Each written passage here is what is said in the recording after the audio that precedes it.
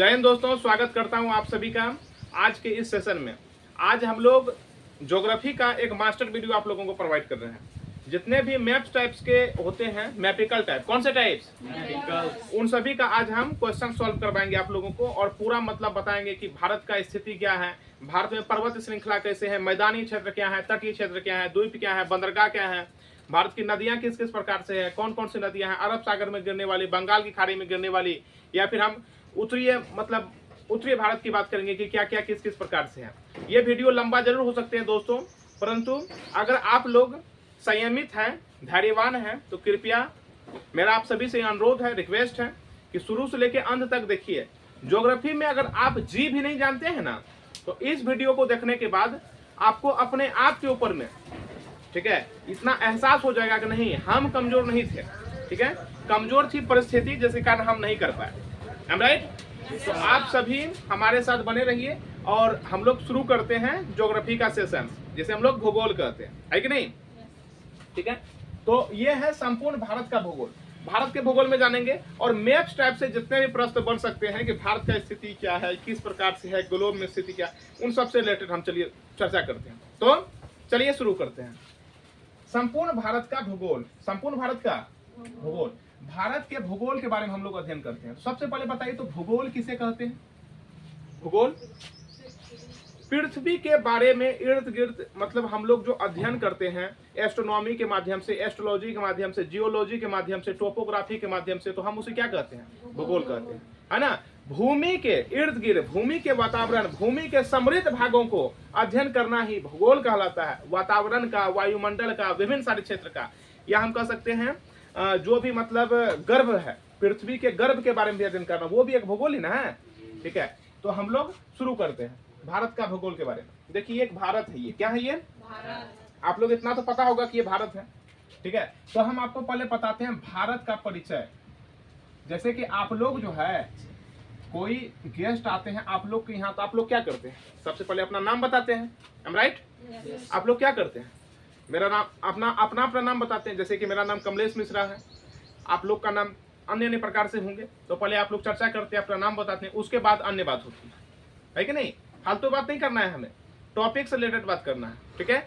और आप लोग शुरू से लेकर अंत तक बने रहिए, काफी मनोरंजन भी आएगा आपको, ठीक है। तो भारत का परिचय क्या है, आखिर भारत है कौन? ठीक है, तो भारत के परिचय के बारे में हम शुरू करते हैं। देख, ये भारत का, देखिए भारत का संरचना हम अभी बना चुके हैं। ये भारत है, ये क्या है? भारत।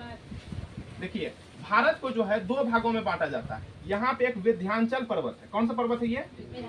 विंध्याचल पर्वत श्रृंखला। विंध्याचल पर्वत यहाँ पे श्रृंखला है, ठीक है, जो कि भारत को दो भागों में बांटता है। ये है उत्तरी भारत। कैसा भारत है ये? उत्तरी भारत। और ये है दक्षिणी भारत। दक्षिणी भारत को हम लोग प्रायद्वीपीय भारत भी कहते हैं। दक्षिणी भारत को कौन सा भारत कहते हैं? प्रायद्वीपीय भारत। प्रायद्वीपीय भारत, कोई दिक्कत इसमें? ठीक है, देखिए ये भारत है। भारत के इस साइड में अगर हम लोग बात करें तो यहाँ पे पाकिस्तान है। क्या है ये? पाकिस्तान।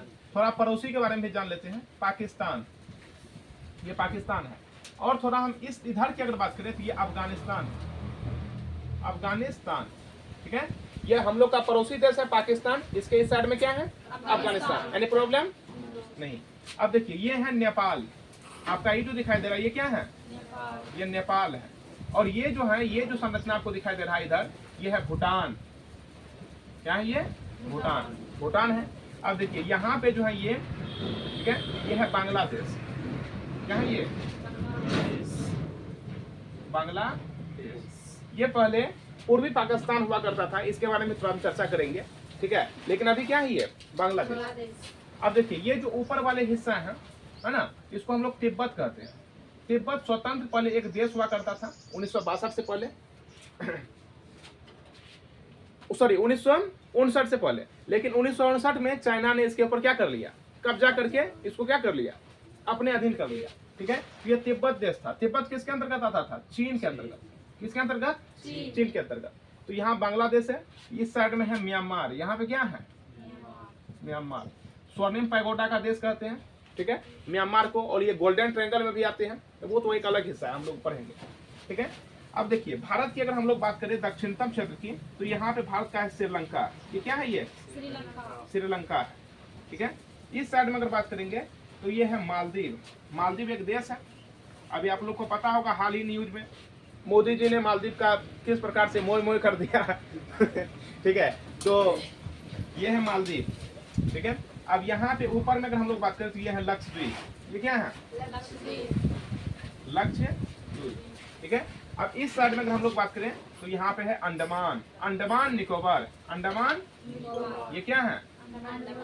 अंडमान निकोबार, अंडमान निकोबार। आप लोग पूरा बढ़िया तरह से समझिए बातों को। ऑनलाइन देख रहे हैं लेकिन ऑफलाइन का जैसा मजा आप लोग को आना चाहिए, क्योंकि ये भी क्लास में ही हो रहा है कि नहीं? तो आप लोग थोड़ा शांति बनाए रखेंगे और अधिक बोलेंगे नहीं, मतलब कि कुछ कुछ बातों में ही बोलना। आया सबको समझ में? ठीक, ठीक है। अब देखिए ये भारत का उत्तर में अगर हम लोग बात करें राजनीतिक दृष्टिकोण से, तो उत्तर में क्या है? नेपाल, भूटान और फिर चीन। नेपाल, भूटान और चीन। नेपाल, भूटान और चीन। अगर पश्चिमी क्षेत्र में बात करेंगे तो पाकिस्तान है कि नहीं है। अब पूर्वी क्षेत्र में बात करेंगे तो बांग्लादेश एवं म्यांमार है कि नहीं। दक्षिणी क्षेत्र में राजनीतिक क्षेत्र में अगर बात करेंगे तो ये श्रीलंका है, ये है मालदीव। ये क्या है? मालदीव। कोई दिक्कत है? मालदीव और श्रीलंका क्या है? एक देश है। क्या है ये? देश। लेकिन लक्षद्वीप क्या है? ये भारत का हिस्सा है। किसका हिस्सा है? भारत का। अंडमान निकोबार किसका हिस्सा है? भारत का। किसका है? भारत का हिस्सा है। किसका हिस्सा है? भारत का। अब चलिए, अब हम आप लोग को बताते हैं इसके मुख्य के बारे में। देखिए ये पाकिस्तान है। पाकिस्तान भारत से अलग हुआ, सबको पता है। ये जो अगर अलग हुआ, ये कब अलग हुआ है? 15 अगस्त 1947। 15 अगस्त 1947। 15 अगस्त 1947 को। तो 15 अगस्त 1947 को 1947 में ही इसके विभाजन के फलस्वरूप यहाँ पे एक लाइन खींच दिया गया जिसे हम लोग कहते हैं रेड क्लिफ लाइन। कौन सा लाइन? Red Cliff line. कौन सा लाइन? क्या चीज? हाँ, पाकिस्तान का जन्म हुआ था 14 अगस्त, लेकिन हम लोग तो 15 अगस्त में हुए थे। घबराने की कोई आवश्यकता नहीं है। 15 अगस्त को क्या हो गया था? भारत को इंडिपेंडेंस डे 15 अगस्त को मनाते हैं, और 14 अगस्त को किसका जन्म हुआ? पाकिस्तान का। ठीक है, तो भारत का तो जन्म हुआ नहीं है, क्योंकि भारत का ना आदि है ना अंत है, इसका जन्म नहीं हुआ है। और पाकिस्तान का जन्म हुआ, तो पाकिस्तान का जन्म हुआ तो एक दिन मृत्यु भी जरूर होगा। ठीक है, शर्माने की आवश्यकता नहीं है, खुल करके बात रखिए। ठीक है, देखिए ये आप समझिए, ये रेड क्लिफ लाइन है। सीरियल रेड क्लिफ एक व्यक्ति थे, भौगोलिक व्यक्ति थे। इन्होंने क्या किया? पाकिस्तान और भारत को क्या किया? दो भागों में बांट दिया। ठीक है, लेकिन पाकिस्तान का जो जिन्ना है, मोहम्मद जिन्ना, वो बैल था। ठीक है, इधर आजादी का बात हो रहा है तो वो मतलब पूरा वो जो है ना मानसिक रूप से विकलांग हो गया था, मतलब उसकी स्थिति थोड़ा दिक्कत हो गई थी। वो जो देश को मांगा, देखिए एक तरफ ये पाकिस्तान है और ये जो आपका बांग्लादेश दिखाई दे रहा है ना, ये बांग्लादेश भी ये था पूर्वी पाकिस्तान। ये बांग्लादेश नहीं है, ये क्या है? पूर्वी पाकिस्तान। तो पूर्वी पाकिस्तान को भी ये अलग करवा दिया था और कहा था कि हमको इधर से भी दे दीजिए और यहाँ से भी दे दीजिए। तो बांग्लादेश पहले क्या था? पूर्वी पाकिस्तान। ये क्या था? पूर्वी पाकिस्तान। पूर्वी पाकिस्तान का भी बंटवारा कौन किया? Serial red Cliff. Serial red Cliff. अब देखिए अफगानिस्तान के बारे में बताते हैं। अफगानिस्तान जो है, अफगानिस्तान हमसे 1896 में अलग हुआ। कब अलग हुआ? बोलिए कब अलग हुआ? 1896 में। और इसको जो अलग करता है अफगानिस्तान को, अब देखिए पहले अफगानिस्तान को भारत से अलग किया गया था, क्योंकि पाकिस्तान पहले भारत में नहीं था। ये किया था डूरंड लाइन के माध्यम से। दिखाई दे रहा है ये? हाँ, डूरंड रेखा के माध्यम से अफगानिस्तान को अलग किया गया था। डूरंड रेखा के माध्यम से। अब देखिए, अब जो है ये चीन है, चीन तिब्बत बॉर्डर है। तो अरुणाचल प्रदेश के बाद चीन और किसको? भूटान नहीं, भारत को अरुणाचल प्रदेश के पास इसको अलग किया गया था। तो ये समझौता तिब्बत एवं अरुणाचल प्रदेश के पास हुआ था, है ना। मैकमोहन रेखा खींच करके। कौन सा रेखा? मैकमोहन रेखा के साथ कब खींचा गया था मैकमोहन रेखा? 1914 को। मैकमोहन रेखा 1914 को खींचा गया था। और फिर भारत और तिब्बत का बंटवारा हुआ था। ठीक है, भारत और तिब्बत का बंटवारा। लेकिन तिब्बत को 1959 में कब्जा कौन कर लिया? बोलिए, तिब्बत को जो है कब्जा किया था कौन किया था? चीन। कब किया था? 1959 में। 1959। ठीक है, इतना आपको पता है। लेकिन अभी अगर पूछेगा भारत और बांग्लादेश के बीच में कौन सा रेखा है, तो आप कह सकते हैं जीरो लाइन। बोलिए भारत और बांग्लादेश के बीच में कौन सा रेखा है? कौन सा रेखा है? Zero line, zero line. लेकिन पहले क्या था? Red Cliff line. कौन सा लाइन? कौन सा लाइन? Red Cliff line. अब देखिए श्रीलंका जो है, श्रीलंका पूर्णतः सटा हुआ नहीं है, इनके बीच में एक जल संधि है, जैसे हम लोग कहते हैं पाक जल संधि। पाक जल संधि, पाक जल संधि के माध्यम से किसको अलग किया जाता है? भारत और श्रीलंका। अब देखिए और हम आपको बताते हैं, देखिए मालदीव दिखाई दे रहा है ना, मालदीव दिखाई दे रहा है ना, मालदीव एवं मिनिकॉय के बीच, यहाँ पे मालदीव एवं मिनिकॉय के बीच, ये मिनिकॉय है, ठीक है, इन्हीं का हिस्सा है। मालदीव एवं मिनिकॉय के बीच यहाँ 8 डिग्री चैनल है। कितना डिग्री चैनल है? 8 डिग्री चैनल। कितना डिग्री? 8 डिग्री। और अगर हम लोग बात करें भारत का, सॉरी, जो कर्क रेखा है, कर्क रेखा, कर्क नहीं, विषुवत रेखा, विषुवत रेखा पृथ्वी को 2 समान भागों में जो बांटता है उसको कौन सा रेखा कहते हैं? विषुवत रेखा से अगर हम लोग भारत की दूरी की बात करें, विषुवत रेखा से भारत की दूरी कितना है, तो ऑफलाइन वाले स्टूडेंट हम आप लोग को बताए होंगे कि ये कितना किलोमीटर है? 876 किलोमीटर। कितना किलोमीटर है? 876 किलोमीटर। तो वही प्रकार मालदीव एवं मिनिकॉय, मालदीव एवं मिनिकॉय के बीच कितना डिग्री चैनल है? मालदीव एवं मिनिकॉय के बीच, अब देखिए मिनिकॉय एवं लक्षद्वीप के बीच 9 डिग्री चैनल। मिनिकॉय एवं लक्षद्वीप के बीच, मिनिकॉय एवं लक्षद्वीप के बीच कितना डिग्री चैनल है? मिनिकॉय और लक्षद्वीप के बीच 9 डिग्री चैनल। कितना डिग्री चैनल? 9 degree channel. कोई दिक्कत है किसी को? अब देखिए, अब हम बात कर रहे हैं अंडमान निकोबार। ये ऊपर वाले को अंडमान कहते हैं और नीचे वाले को निकोबार कहते हैं। ये अंडमान है, ये क्या है? निकोबार। इनके बीच में एक लाइन है, अंडमान एवं निकोबार को जो अलग करता है, कौन सा लाइन? तो 10 डिग्री चैनल, 10 डिग्री चैनल अलग करता है, ठीक है। अंडमान और निकोबार को कौन अलग करता है? कौन सा चैनल? 10 degree channel. लेकिन किस अंडमान को? देखिए अंडमान बहुत प्रकार के हैं, उत्तरी अंडमान, मध्य अंडमान, दक्षिणी अंडमान, लिटिल अंडमान। कौन सा अंडमान? बोलिए बोलिए, कौन सा अंडमान है? यहाँ बोलिए, यह है उत्तरी अंडमान। कौन सा अंडमान? कौन सा अंडमान? उत्तरी अंडमान। ये बोलिए, नहीं, मध्य अंडमान। और ये है दक्षिणी, यहाँ है दक्षिणी अंडमान। उत्तरी अंडमान, मध्य अंडमान, दक्षिणी अंडमान। और ये है लिटिल, लिटिल का मतलब छोटा, छोटा अंडमान। और ये जो निकोबार है, ये कैसा निकोबार है? देखिए ये है कार निकोबार। कैसा निकोबार? कार निकोबार। ये है लिटिल निकोबार, लिटिल निकोबार। और इधर है ग्रेट निकोबार, ग्रेट निकोबार। जो अंडमान निकोबार है, अगर हम अंडमान निकोबार की बात करें, अंडमान निकोबार में सभी बुक अलग अलग प्रकार का थ्योरी देता है, ठीक है। लेकिन अगर हम लोग एनसीईआरटी बेस की बात करें, क्योंकि हम लोग तो सिविल सर्विस के मतलब समझे उसी में आते हैं, सिविल सर्विस के अकॉर्डिंग आते हैं, ठीक है। तो एनसीईआरटी बेस की अगर बात करें तो 572 द्वीप है। अंडमान निकोबार में कितना द्वीप है? 572 द्वीप। तो अंडमान को अगर हम लोग बांटे तो कितने भागों में बढ़ता है? उत्तरी अंडमान, मध्य अंडमान, दक्षिण अंडमान, लिटिल अंडमान। बोलिए एक साथ, उत्तरी अंडमान, मध्य अंडमान, दक्षिण अंडमान, लिटिल अंडमान। उत्तरी अंडमान, मध्य अंडमान, दक्षिणी अंडमान, लिटिल अंडमान। अब देखिए निकोबार को अगर हम लोग बांटते हैं, कार निकोबार, लिटिल निकोबार और फिर कार निकोबार, लिटिल निकोबार और ग्रेट निकोबार। कोई दिक्कत है इसमें समझने में? कोई दिक्कत है? नहीं। ये 10 डिग्री चैनल, कौन सा चैनल है? और ग्रेट निकोबार के ही ऊपर में है पिगमिलियन पॉइंट, जिसे हम लोग इंदिरा पॉइंट कहते हैं, वो इसमें पढ़ेंगे, ये वाले मैप्स में, ठीक है। तो उसको हम लोग बाद में रखते हैं, ठीक।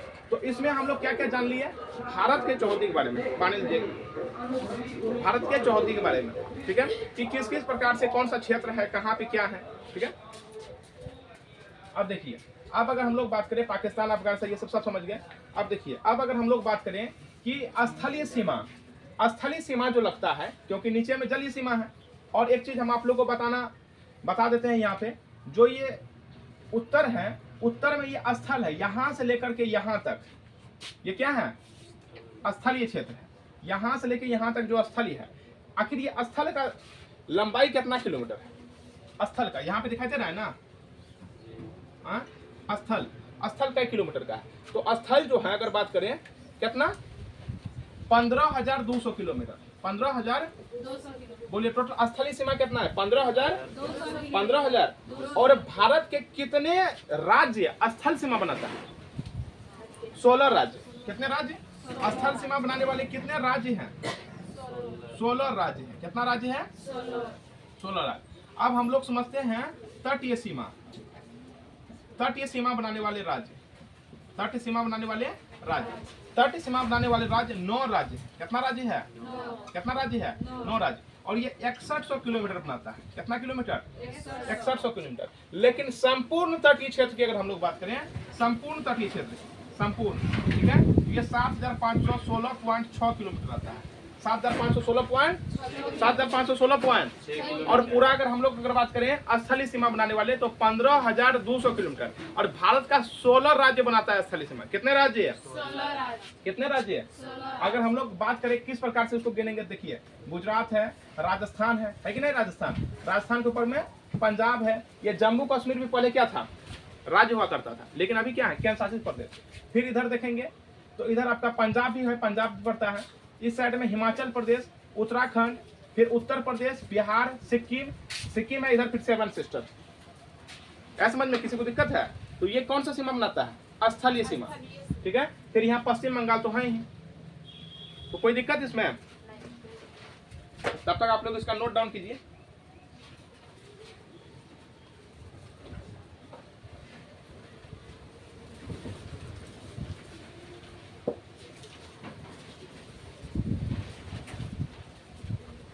ठीक है, तो चलिए अब हम आप लोग को भारत के बाहरी क्षेत्र आपको बता दिए हैं कि किस प्रकार से क्या है। अब देखिए ये जो लक्षद्वीप है, लक्षद्वीप में अगर हम बात करें कितना द्वीप है, तो ये 43 द्वीप है। कितना द्वीप है? कितना द्वीप है लक्षद्वीप? 43 द्वीप है। अगर अंडमान निकोबार में बात करें तो ये 572 द्वीप है। कितना द्वीप है? आपको उसमें से कुछ बता दिए हैं, उत्तरी अंडमान, मध्य अंडमान, दक्षिण अंडमान, लिटिल अंडमान, है कि नहीं। अब उसके बाद car Nicobar, little Nicobar, great Nicobar, car Nicobar, little Nicobar और ग्रेट निकोबार। तो ये भी आपको बता दिया गया। पाक जल संधि किसको किसको अलग करता है? भारत और श्रीलंका। भारत और श्रीलंका। बोलिए, ये जो है पाकिस्तान और अफगानिस्तान के बीच में कौन सा रेखा है? पाकिस्तान और अफगानिस्तान के बीच में, पाकिस्तान और अफगानिस्तान के बीच में डुरंट रेखा। पाकिस्तान और अफगानिस्तान के बीच में कब खींचा गया था? 1896। रेड क्लिफ लाइन पाकिस्तान और भारत के बीच में, है कि नहीं। ये जो 15 अगस्त 1947 को भारत स्वतंत्र हुआ और पाकिस्तान का जन्म हुआ कब? 14 अगस्त 1947 को, रेड क्लिफ लाइन के माध्यम से। और जब ये पूर्वी पाकिस्तान था तो इनके भी था ये रेड क्लिफ लाइन, लेकिन अभी क्या हो गया है? जीरो लाइन, ठीक है। भूटान भी समझ में आ गया, मैकमोहन रेखा। भूटान एक ऐसा देश है जिसका की सैनिक व्यवस्था हम लोग संभालते हैं, मतलब कि भारत संभालता है। कोई दिक्कत समझने में? दिक्कत है? चलिए इतना तो हम ब्यौरा समझ गए क्या क्या है। अब आपको पढ़ाते हैं कि भारत का जो है भौगोलिक स्थिति किस प्रकार से, भारत के उत्तर में क्या है, दक्षिण में क्या है, पश्चिम में क्या है, पूर्व में क्या है, चौहद्दी। क्या पढ़ेंगे? चौहद्दी। अब भारत का तो परिचय आप समझ गए कि भारत क्या है। भारत समझ में आ गया ना। भारत दुनिया का 7वां सबसे बड़ा देश है। ये सब तो छोटका मोटका ऑब्जेक्टिव टाइप ना हो गया, ये सब पढ़ाने के लिए तो हम नहीं है, ठीक है। ये सब के लिए तो गूगल है, देख सकते हैं। भारत 7वां दुनिया का सबसे बड़ा क्या है? कैसा देश? क्षेत्रफल के अनुसार। और दुनिया का पहला हो गया है जनसंख्या के अनुसार। पहला क्या है? जनसंख्या के अनुसार पहला देश है। पहले चाइना था, उसको पीछे करके भारत क्या हो गया? प्रथम स्थान में। ये खुशी की बात नहीं है, आगे हो गया है माय डियर, ठीक है। चलिए इसमें कोई दिक्कत पांडु? बोल दीजिए स्क्रीनशॉट लेने के लिए साइड। हाँ तो इधर वाले स्क्रीनशॉट ले लेंगे आप लोग। और देखिए चलिए हम आपको उत्तर बताते हैं, अब इसका चौहद्दी बताते हैं, ठीक है। भारत के सबसे उत्तर में अगर बात करें तो यहाँ है इंदिरा कौल। क्या है ये? क्या है? इंदिरा कौल।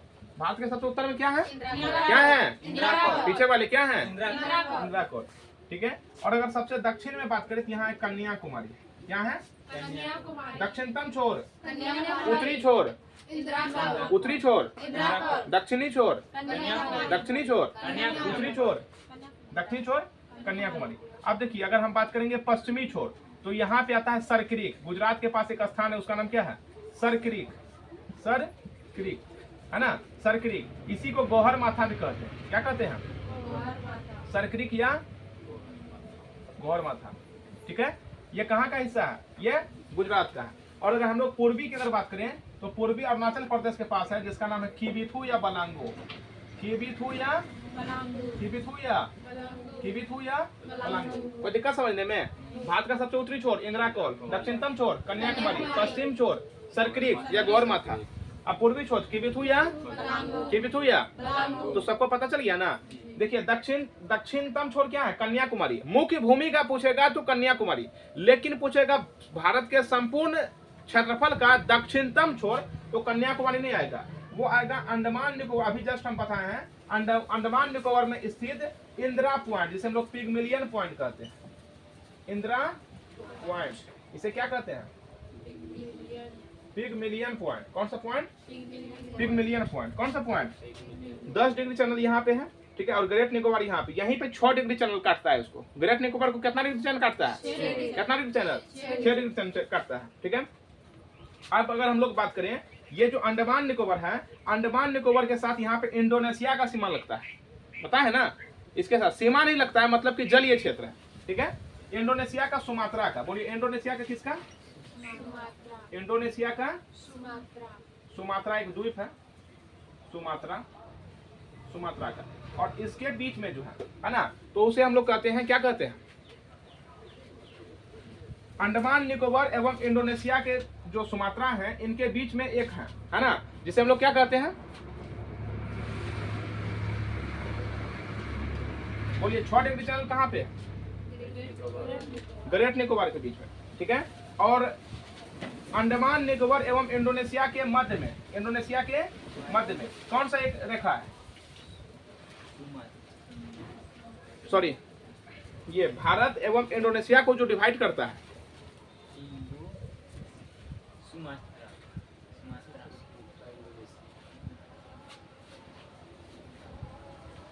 ग्रैंड्स चैनल। कौन सा चैनल? आप लोग को आगे पढ़ाते हैं, पीछे भूलते जाइए। हल्का सा कुछ क्वेश्चन पूछ दिया गया था, आप लोग मतलब रिवीजन नहीं करते हैं घर में, अजीब हाल है। ग्रैंड चैनल, कौन सा चैनल? ग्रैंड चैनल, ठीक है। उत्तरी अंडमान एवं ये सॉरी अंडमान निकोबार के इंडोनेशिया से जो अलग करता है, कौन करता है? ग्रैंड चैनल, ग्रैंड चैनल, ठीक है। अब देखिए, अब आपको बता दिया इंदिरा कौल सबसे उत्तरी है बिंदु है, कन्याकुमारी सबसे दक्षिण बिंदु है, लेकिन क्या दक्षिणतम बिंदु है? दक्षिणतम बिंदु, दक्षिणतम बिंदु, ठीक। अब इंदिरा कौल से अगर हम लोग कन्याकुमारी की दूरी की बात करें, इंदिरा कौल से कन्याकुमारी, तो यह है 3214 किलोमीटर, 3214 किलोमीटर। और अगर हम लोग बात करें यहाँ सरक्रीक से लेकर के किबिथु तक का दूरी, सरक्रीक से लेकर के, हाँ, तो ये होता है 2933 किलोमीटर, 2933 किलोमीटर। इधर से बोलिए 3214, इधर से 2933 किलोमीटर। कोई दिक्कत है समझने में? नहीं होना चाहिए, ठीक है। अब देखिए, इतना तो आपको पता चल गया है। अब देखिए, हम लोग ग्लोब में हम लोग की स्थिति क्या है वो थोड़ा बताते हैं। ग्लोब समझते हैं ना? ग्लोब, ग्लोब क्या होता है? पृथ्वी के हुबहू काल्पनिक संरचना को हम लोग ग्लोब कहते हैं। क्या कहते हैं? पृथ्वी के हुबहू काल्पनिक संरचना को क्या कहते हैं? क्या कहते हैं? ग्लोब कहते हैं, ठीक है। ग्लोब, अगर हम लोग ग्लोब को यहाँ पे बनाए, ठीक है, ग्लोब को, तो ग्लोब में 2 प्रकार का रेखा होता है। एक जो सीधा सीधा रहता है, पैरेलल रहता है, हम इसको अक्षांश कहते हैं। सॉरी, ये जो सीधा रेखा रहता है, समांतर रेखा, हम इसको अक्षांश कहते हैं। क्या कहते हैं इसको? क्या कहते हैं? अक्षांश। एवं जो एक मतलब स्ट्रेंथ लाइन होता है, स्ट्रेंथ समझते हैं ना, जिसे हम लोग कहते हैं खड़ा रेखा, ठीक है, उसे हम लोग देशांतर कहते हैं। क्या कहते हैं? गिरा हुआ लाइन को अक्षांश रेखा, गिरा हुआ लाइन को अक्षांश रेखा, और जो सीधा है उसको क्या कहते हैं? कौन सा रेखा कहते हैं? देशांतर रेखा कहते हैं। कौन सा रेखा? देशांतर रेखा कहते हैं उसको, ठीक है। अब समझिए बातों को, अब समझिए। अब इन्हीं के बीच में अगर हम लोग बात करें तो देखिए, ये ऊपर वाले साइड है, इसको उत्तर कहते हैं। ऊपर वाले को क्या कहते हैं? ऊपर वाले क्या कहते हैं? उत्तर। और नीचे वाले को दक्षिण, इधर वाले को पश्चिम, इधर वाले को पूरब। उत्तर, दक्षिण, पूरब, पश्चिम, ये ग्लोब में स्थिति है।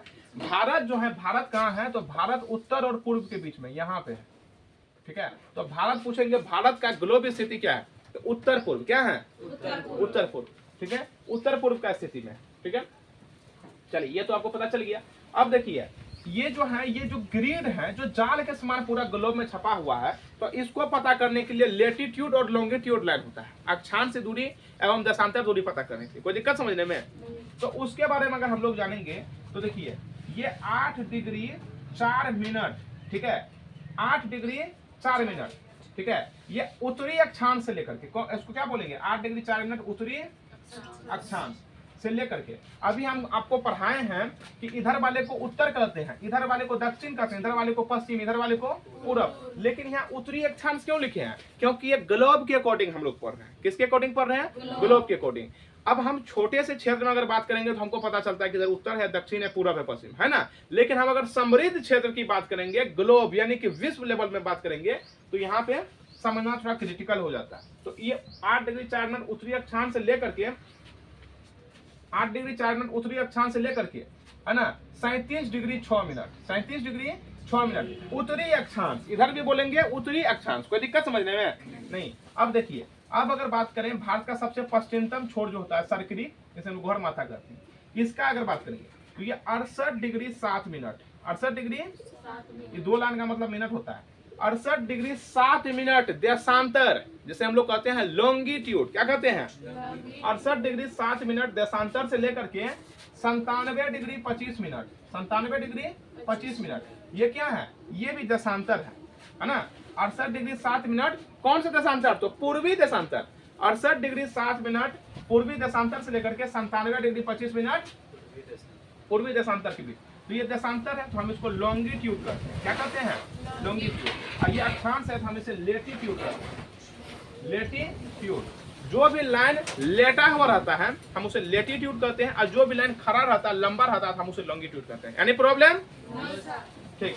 तो ये लेटीट्यूड, ये लाइन कौन सा है, गिरा हुआ लाइन को, पृथ्वी में भूगोल में गिरा हुआ लाइन को लेटीट्यूड, और खड़ा लाइन को लॉन्गिट्यूड, गिरा हुआ को अक्षांश और खड़ा को देशांतर। जो गिरा है अक्षांश और जो खड़ा है क्या कहेंगे उसे, है समझ में। देखिए समझने में अगर कॉन्सेप्ट को पढ़ते हैं, समय, दुनिया में जिस चीज को आप समय दीजिएगा वो चीज आपका हो जाएगा, ठीक है। तो अगर आपको समय लग रहा है, जो अभी ऑनलाइन में देख रहे हैं, ठीक है, तो एक बात हमेशा याद रखिएगा, ठीक है, अगर कोई भी चीज आपसे समय मांग रहा है, ठीक है, अगर आप उसे वास्तविक समय देते हैं जितना लगता है, तो उससे वो कहीं गुना आपको रिटर्न करके देगा, ठीक है। तो अगर कहीं भी किसी भी चीज में, पॉजिटिव चीज में समय लग रहा है तो घबराना नहीं है। हम लोग फिल्म देखने के लिए 3 घंटा 4 घंटा देते हैं कि नहीं देते हैं, तो क्या वास्तविक शिक्षा जिससे कि हमें समृद्धि प्राप्त हो उसके लिए नहीं दे सकते हैं, ठीक। तो चलिए इतना समय बर्बाद नहीं करते हैं, क्योंकि हमें और भी बहुत सारे टॉपिक को कवर करने हैं। कितने टाइम हो गए, कितने घंटे हो गए, ठीक है, और हम लोग शुरू करते हैं 27 मिनट, ठीक ठीक। चलिए अब आपको हम बताते हैं कि ये मतलब ये जीएमटी का नाम सुने हैं, Greenwich main time, Greenwich main time, इस सब में कोई दिक्कत नहीं किसी को, नहीं। अब देखिए भारत को जो है यहाँ पे समय रेखा के अनुसार, है ना, भारतीय मानक समय रेखा, भारतीय मानक, भारतीय मानक, भारतीय मानक समय रेखा, मानक समय रेखा, भारतीय मानक समय रेखे के अनुसार, जिसे हम लोग कहते हैं इंडियन स्टैंडर्ड टाइम, ठीक है, इसको 82.5 डिग्री में काटा गया। कितना डिग्री में, 82.5 डिग्री में। और ये जो है इस प्रकार से हो करके ये यहाँ आता है, ठीक है, 82.5 डिग्री में इसको काटा गया। कितना डिग्री में, क्यों काटा गया है, अब देखिए यहाँ जो है ये अरुणाचल प्रदेश, यूपी, इधर ब्लॉक अगर बात करें ये गुजरात है, इधर बात करें तो ये जम्मू कश्मीर है, इधर बात करें तो कन्याकुमारी, ये तमिलनाडु है, ठीक है। भारत इतना बड़ा भौगोलिक क्षेत्र के साथ यहाँ पे अरुणाचल प्रदेश, आपको पता है ना सूर्योदय पश्चिम में होता है कि पूरब में, पूरब में होता है। अब पृथ्वी का घूर्णन कैसा है, पश्चिम से पूर्व की पूर्व से पश्चिम, क्या पश्चिम से पूरब, पश्चिम से पूर्व घूमता है, पश्चिम से पूर्व घूमता है, ठीक है, पश्चिम से पूर्व घूमता है। इसीलिए जब सूर्य का रोशनी पूरब से पड़ता है तो हम लोग को डायरेक्ट पड़ जाता है।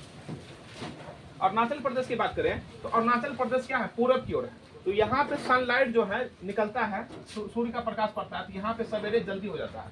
अगर यहाँ पे 5 बजे सुबह होगा तो यहाँ गुजरात में 7 बजे सुबह होगा, 2 घंटा का अंतर हो जाता है।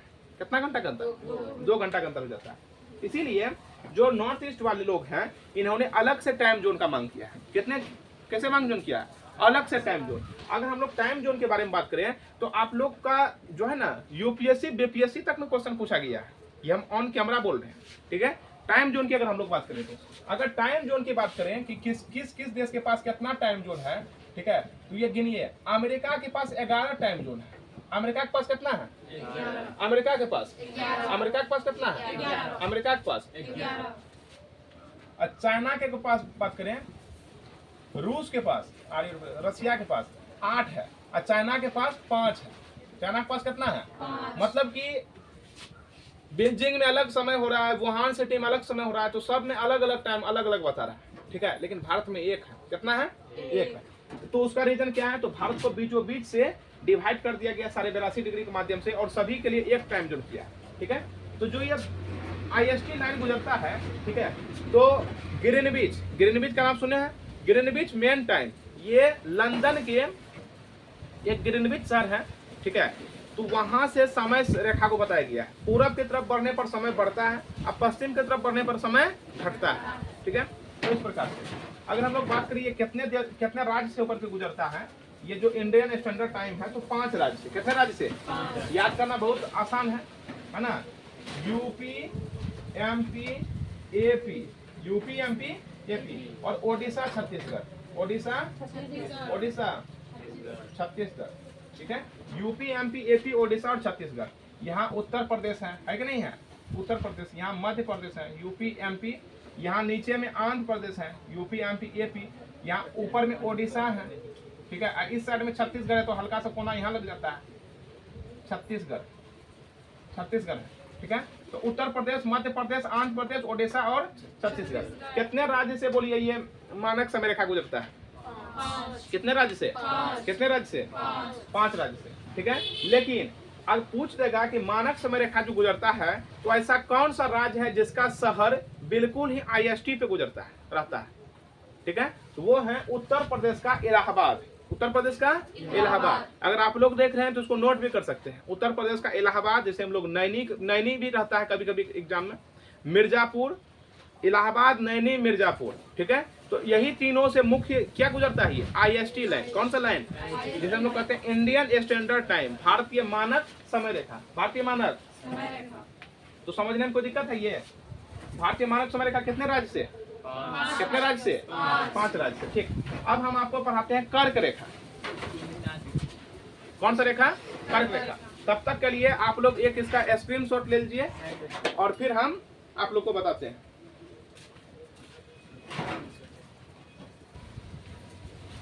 हो गया?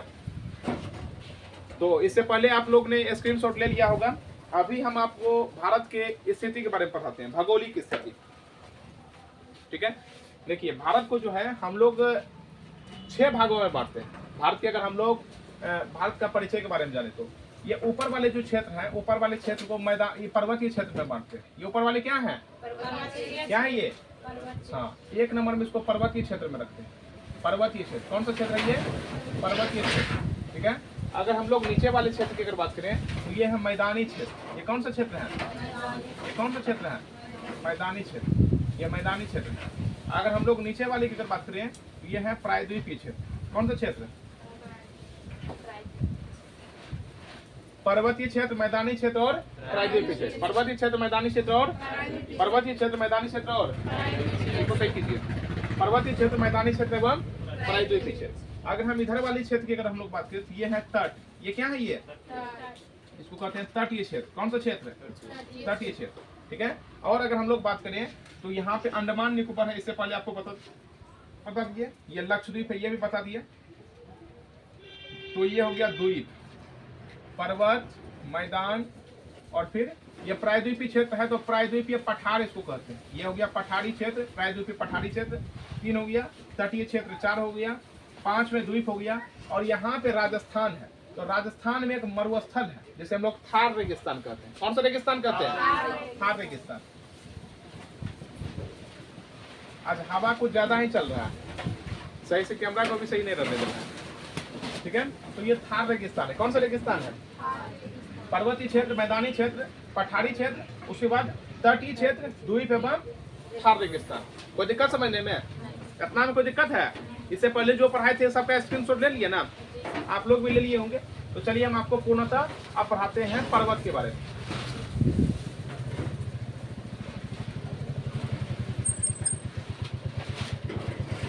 अगर आप लोग मैप बनाने के लिए नहीं जानते हैं तो सबसे पहले ये मैप्स का कैलकुलेशन आप लोग माइंड में कर लीजिएगा, और फिर बार बार अगर प्रैक्टिस कीजिएगा तो आप लोग का वो भी डर समाप्त हो जाएगा। सबसे बड़ी जो कमी होती है हम लोगों में, वो कमी होती है क्या कि भय होना, मतलब सही से अपने आप को नहीं समझना।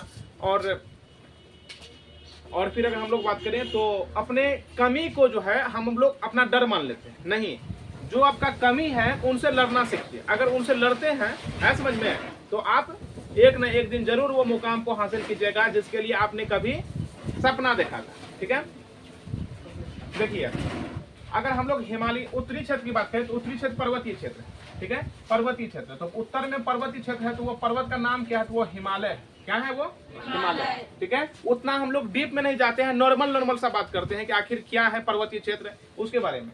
हिमालय के बारे में अगर बात करें तो इसका निर्माण हुआ था 11 करोड़ साल पहले। कितने करोड़ साल पहले? 11 करोड़ साल पहले। ठीक है, ये 2500 किलोमीटर इसका लंबाई है।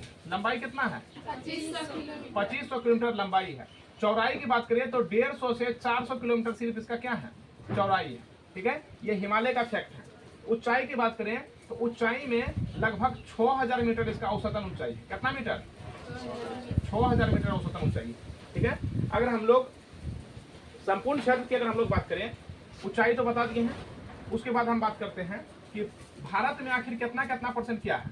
तो अगर भारत में अगर हम लोग पर्वत की बात करें, पर्वत, तो ये 10.7% है। अगर हम लोग पहाड़ी क्षेत्र की बात करें, पहाड़ी क्षेत्र की, तो ये 10.6% है। अगर हम लोग मैदानी क्षेत्र की बात करें, सब समझ रहे हैं ना, ये 43% है। अगर हम लोग पठारी क्षेत्र की बात करें, ये 27% है। कितना परसेंट है? पर्वत, मैदान, पठार, पर्वत, मैदान, पठार। उसके बाद जो शेष बचता है वो तट एवं द्वीप में रखा जाता है, शेष जो भी बचा है। ठीक है, तो इस प्रकार की स्थिति है। ठीक है, ऑनलाइन भी हो रहा है तो आप लोग भी समझने का पूर्णतः कोशिश कीजिए। ये ज्योग्राफी है, जो ज्योग्राफी में ये मास्टर वीडियो है। ठीक है, बढ़िया तरह से समझ सकते हैं क्या है। हिमालय का जो उम्र है बताइए कितना करोड़ साल पहले है? 11 करोड़ साल पहले गोंडवाना लैंड के टूटने के कारण ही आपस में ये क्या हुआ था, इसका निर्माण हुआ था। इसका थ्योरी हम आप लोगों को पढ़ा दिए हैं, है ना। 6 घंटा का क्लास सिर्फ क्या चीज में चला था? हिमालय के बारे में। तो इसमें हम अब उतना नहीं बता सकते। ठीक है, हिमालय को हम लोग 4 भागों में बांटते हैं। कितने भागों में? कितने भागों में बांटते हैं? 4 भागों में। ठीक है, वो 4 भाग कौन सा है? वो है ट्रांस, पहला भाग बोलिए ट्रांस हिमालय। और कौन सा है? बृहत हिमालय। और बोलिए मध्य हिमालय। ट्रांस हिमालय, बृहत हिमालय, मध्य हिमालय, और बोलिए शिवालिक हिमालय। ट्रांस हिमालय, बृहत हिमालय, मध्य हिमालय एवं शिवालिक हिमालय। कोई दिक्कत है किसी को? हिमालय कई प्रकार से? 4 प्रकार से, ट्रांस, बृहत, मध्य, ट्रांस, बृहत, मध्य, शिवालिक। ठीक है, उसके बाद देखिए ट्रांस को अगर बात करें तो ट्रांस को भी 4 भागों में बांटते हैं। कितने भागों में ट्रांस को बांटते हैं? 4। एक होता है काराकोरम, काराकोरम, काराकोरम है। यहाँ सबसे ऊपर में जो है, ये ऊपर में काराकोरम है, उसके नीचे में लद्दाख पड़ता है, फिर जास्कर है, फिर पीर पंजाल। काराकोरम, लद्दाख, जास्कर एवं पीर पंजाल, ये 4 प्रकार के क्या है? मुख्यतः पर्वत हैं जो कि ट्रांस श्रेणी में आते हैं। किस श्रेणी में आते हैं?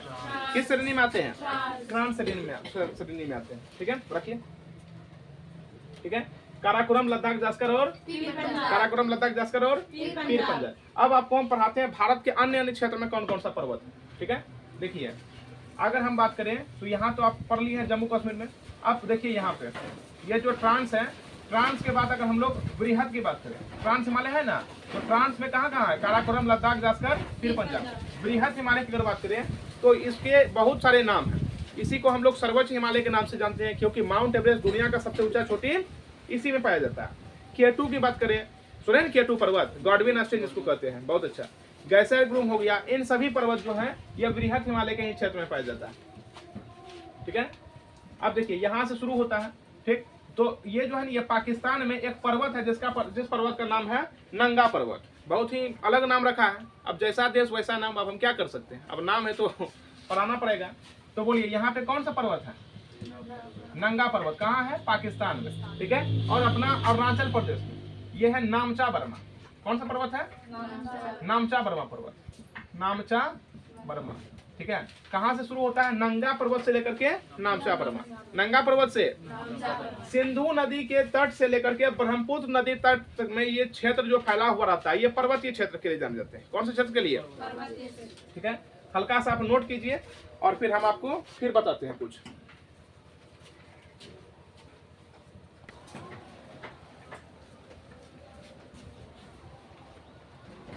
तो चलिए हम लोग पर्वत के बारे में बता रहे थे, तो पर्वत के बारे में ध्यान से समझिए। देखिए ये पर्वत जो है ये हिमालय श्रेणी है, लेकिन हम लोग हिमालय के बारे में नहीं जानेंगे। उत्तर भारत के पर्वत श्रेणी एवं जो प्रायद्वीपीय पर्वत श्रेणी है उन दोनों के बारे में हम लोग समझने का प्रयत्न करते हैं, ठीक है। तो हिमालय के बारे में समझ गए। और ये जो है इधर नंगा पर्वत से लेकर के नामचा बर्मा पर्वत, ठीक है, ये वृहद हिमालय का हिस्सा है। नंगा पर्वत से लेकर के नामचा बर्मा, नंगा पर्वत से लेकर के नंगा पर्वत से लेकर के नामचा बर्मा पर्वत। अब देखिए अगर हम लोग बात करें उत्तराखंड, यहाँ उत्तराखंड पड़ता है ना, उत्तराखंड है, ये है नेपाल, नहीं है उत्तराखंड एवं नेपाल, और ये है आपका भूटान। पढ़ा है कि नहीं, इससे पहले आपको बता दिया है क्षेत्र के बारे में। उत्तराखंड के बारे में अगर बात करें तो यहाँ पे बहुत सारे पर्वत पाए जाते हैं। अगर बात करें यहाँ पे आपके पाए जाते हैं बंदरपूछ, कामेद, नंदा देवी, बंदरपूछ कामेद, नंदा देवी, बंदरपूछ कामेद और नंदा देवी। इनके बीच में भी बहुत सारे पर्वत पाए जाते हैं। जैसे कि हम लोग बात कर लें यमुनोत्री पर्वत, यमुनोत्री, गंगोत्री स्थान है, यमुनोत्री गंगोत्री, लेकिन पर्वत भी है, यमुनोत्री गंगोत्री। फिर है केदारनाथ, केदारनाथ क्या है, मंदिर है ना, ठीक है। तो वहां पे प्रचलित है पर्वत के बारे में, यमुनोत्री गंगोत्री केदारनाथ। फिर है बद्रीनाथ, कौन सा, यमुनोत्री गंगोत्री केदारनाथ बद्रीनाथ। फिर एक त्रिशूल पर्वत, कौन सा पर्वत, त्रिशूल पर्वत। ये सभी कहाँ पे है, इधर देखिए ये सभी कहाँ है, उत्तराखंड में। ये सभी पर्वत कहाँ पे हैं, उत्तराखंड में। फिर अगर हम लोग नेपाल की बात करें तो नेपाल में भी बहुत सारे हैं, है ना। नेपाल में धौलाधार, अन्नपूर्णा, फिर है मनसालू, फिर आपका गौरी शंकर, फिर आपका छोयू, फिर माउंट एवरेस्ट। ये जो माउंट एवरेस्ट है ना, ये माउंट एवरेस्ट ये दुनिया का सबसे ऊंचा पर्वत, माउंट एवरेस्ट। इसका अगर हम ऊंचाई की हम लोग बात करें 8,850 मीटर, 8,850 मीटर माउंट एवरेस्ट का, ठीक है। तो धौलाधार, अन्नपूर्णा, मनसालू, गौरी शंकर, छोयू, माउंट एवरेस्ट, ये सब कहाँ पे हैं, ये नेपाल में। कहाँ पे है, नेपाल में। भूटान की अगर बात करें तो भूटान में एक पर्वत श्रृंखला है जिसका नाम है काला पर्वत। कौन सा पर्वत, काला पर्वत कहाँ है, काला पर्वत कहाँ है। माउंट एवरेस्ट की अगर हम लोग बारे में बात करें तो माउंट एवरेस्ट को नेपाल में हम लोग सागर माथा कहते हैं। क्या कहते हैं, सागर माथा। माउंट एवरेस्ट को नेपाल में क्या कहते हैं, क्या कहते हैं। अब माउंट एवरेस्ट को अगर हम लोग तिब्बत में बात करें तो चामो लुग्मा कहते हैं। क्या कहते हैं, माउंट एवरेस्ट को नेपाल में सागर माथा, और फिर इसी को तिब्बत में क्या कहते हैं, चामो लुग्मा, ठीक है। तो नेपाल के बारे में समझ गए। भूटान के बारे में, भूटान में एक पर्वत श्रृंखला जिसका नाम क्या है, काला पर्वत। कौन सा पर्वत है, काला पर्वत। तो इतना आपको पता है। अब चलिए अब हम लोग नीचे की ओर समझते हैं, ठीक है। नीचे की ओर फिर वृहद है, फिर मध्य है, मध्य हिमालय। देखिए मध्य हिमालय जो है ये पर्यटन क्षेत्र के लिए जाने जाते हैं। जैसे घूमने वाले क्षेत्र, आप लोग कुल्लू का नाम सुने हैं, कुल्लू, मनाली, रानीखेत, नैनीताल, डलहौजी, सुने ना सुने हैं, ठीक है। ये जितना भी क्षेत्र है ये सब घूमने वाले क्षेत्र है। ये सब कैसा क्षेत्र है, पर्यटन वाले क्षेत्र है। और फिर शिवालिक की बात करें तो शिवालिक क्या है, शिवालिक भी कैसा क्षेत्र है। शिवालिक भी अगर हम लोग बात करें शिवालिक के बारे में तो शिवालिक में कुछ पर्वत है। जैसे कि अगर इधर हम लोग बात करें तो यहाँ सुलेमान एवं किर्थर, ठीक है। और फिर ये टूटा फूटा भाग है शिवालिक का, लेकिन मुख्य भाग जो है वो वृहद हिमालय का ही है, समझ में। और फिर यहाँ तक जाता है भूटान तक। अब भूटान तक आने के बाद इधर पर्वत आ जाता है जिसे हम लोग कहते हैं आराकाम योमा पर्वत। कौन सा पर्वत, आराकाम योमा पर्वत। किसका है ये आराकाम योमा पर्वत, किसका है, म्यांमार का है। लेकिन ये हिस्सा किसका है, आराकाम योमा पर्वत जो है ये हिमालय का ही हिस्सा है। किसका हिस्सा है, हिमालय का हिस्सा है। और शिवालिक की अगर बात करें तो शिवालिक का जो है इस साइड में बहुत सारे पर्वत है ना। नॉर्थ ईस्ट में अगर हम लोग बात करें शिवालिक का अगर पर्वत की बात करें, नोट करके हम बता रहे हैं यहाँ, शिवालिक का नॉर्थ ईस्ट में, मतलब कि उत्तर पूर्व भारत में, उत्तर पूर्व भारत में हम लोग बात करें तो यहाँ पे आपका एक ट्रिक है डीएम। जो डीएम होता है वो कब उठता है, सुबह में उठता है ना, एएम में उठता है। डीएम कब उठता है, एएम में, ठीक है, एएम में उठता है। और फिर क्या रहता है, हमेशा प्रेजेंट रहता है। तो डाफला डाफला मीरी, डाफला मेरी अबीर मिस्मी, डाफला मेरी अबीर मिस्मी, डाफला मेरी अबीर मिस्मी। अब पी से है पटकाई वो, पटकाई वो। ये सभी कहाँ, ये सभी है अरुणाचल प्रदेश में। कहाँ पे है? उत्तर पूर्व भारत के अरुणाचल प्रदेश, उत्तर पूर्व भारत के अरुणाचल प्रदेश में इतने सारे पर्वत हैं। डाफला मेरी अबीर मिस्मी पटकाई वो। एनी प्रॉब्लम, कोई दिक्कत है? डाफला मेरी अबीर मिस्मी और फिर पटकाई वो, ठीक है। तो ये सभी कहाँ पे हैं? कहाँ पे हैं? अरुणाचल प्रदेश में, ठीक। तो इधर वाले हिस्सा समझ गए। अगर हम लोग इधर बात करें तो सुलेमान किरथर है और मकरान पर्वत है। आप लोग को पता होगा इतिहास में सबसे ज्यादा फेमस यही दोनों पर्वत रहा था, सुलेमान पर्वत एवं किरथर पर्वत। क्योंकि आज से 7000 साल पहले 7000 BC बिफोर क्राइस्ट, आज से 7000 वर्ष पूर्व, ठीक है, सुलेमान एवं किरथर पहाड़ी के ही बीच में दुनिया में पहली बार खेती किया गया था। क्या किया गया था? खेती किया गया था। वो खेती गेहूं और जौ का था, गेहूं एवं जौ का। तो वो आज से बहुत साल पहले की बात है, ठीक है, बहुत साल पहले की बात है, ठीक है। वो कहाँ का हिस्सा था? वो सुलेमान एवं किरथर पाकिस्तान में, ठीक है। तो चलिए हम एक एक करके सभी चीज को हम पढ़ते हैं। पर्वत बोलिए भारत में कितना परसेंट है? 10.7%। पहाड़ी क्षेत्र 10.6%। मैदानी क्षेत्र 43%। पठारी क्षेत्र 27%। तट एवं द्वीप जितना 1 पॉइंट के हिस्सा में ही ये सब पाया जाता है। तो कोई प्रॉब्लम है ये सब में समझने में, ठीक है। तो इतना तो आप लोग समझ गए हैं शिवालिक पर्वत का कौन कौन सा हिस्सा है। और अगर आपको बताएं तो ये अरुणाचल प्रदेश है। अरुणाचल प्रदेश के बाद आता है यहाँ पे नागालैंड। तो वहाँ पे नागा पर्वत है। अरुणाचल प्रदेश नागालैंड में, बोलिए नागालैंड में कौन सा पर्वत है? नागालैंड में बोलिए, मार्कर लीजिए दूसरा बोला। नागालैंड में नागा पर्वत। नागालैंड में, मणिपुर में बोलिए, मणिपुर में है पर्वत क्या? नहीं है, नहीं है। यहाँ पे उथला पुथला हिस्सा है मणिपुर में, ठीक है। मणिपुर।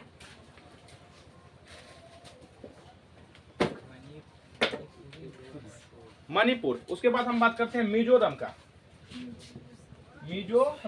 मिजोरम में है मिजो एवं लुसाई। मिजोरम में मिजो एवं लुसाई। और सबसे यहाँ पे ब्लू पीक इसका फेमस है। ब्लू पीक एक चोटी है। क्या है वो? चोटी है। तो मिजोरम का ब्लू पीक इसका बहुत ही फेमस है मिजोरम का।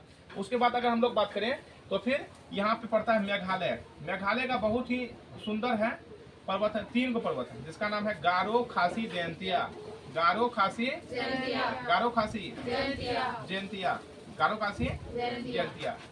जयंतिया। इस प्रकार के ये पर्वत को यहाँ पे रखा गया है मेघालय में। गारो खासी जयंतिया।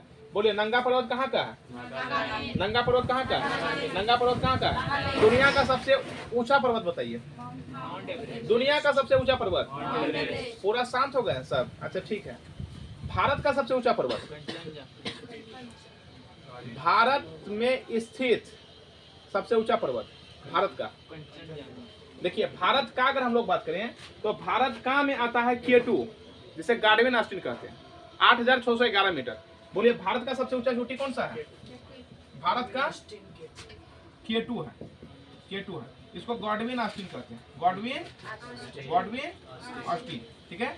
K2 है। कितना ऊंचाई है इसका? 8611 मीटर।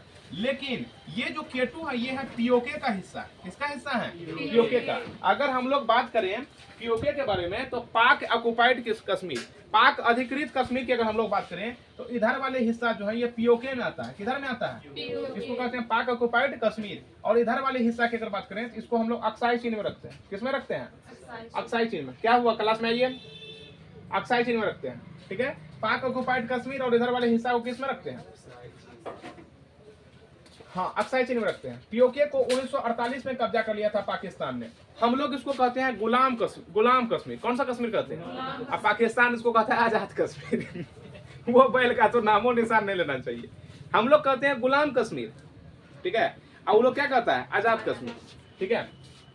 और इधर वाले अक्साई हिंद है, अक्साई चाइना है, ठीक है। और यहाँ पे LOC है, लाइन ऑफ कंट्रोल, और LAC दोनों है, वो बाद में समझेंगे। 1962 में इसको कब्जा कर लिया था चीन। 1962 में क्या किया था, कब्जा कर। ये पंचशील समझौता का उल्लंघन था, और भी बहुत सारा चीज है, तो वो अलग टॉपिक है। हम लोग अपने टॉपिक पे आते हैं।